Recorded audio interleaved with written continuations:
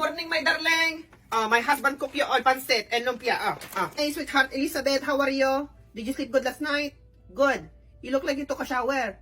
The CNA gave you one. See, you look better. You look like a dead rat before. Hello, Mr. Smith. Look at you, very handsome. You cannot eat today. You're NPO. You're going for a test. You're not a doctor. I'm not listening to you.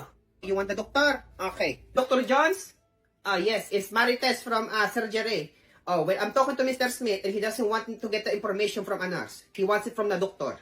Mr. Smith, Dr. Jones is here. Hala, go. Tell him. Mr. Smith, you're gonna eat today, you're NPO, you're going for a test. Doctor, why are you saying the same thing?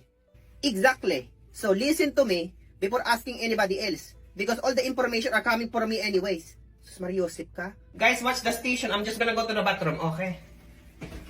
Ay, anak, nantipaklong ka. Oh, anak, why are you crying? What did you say? A doctor disrespected you. Give me the name.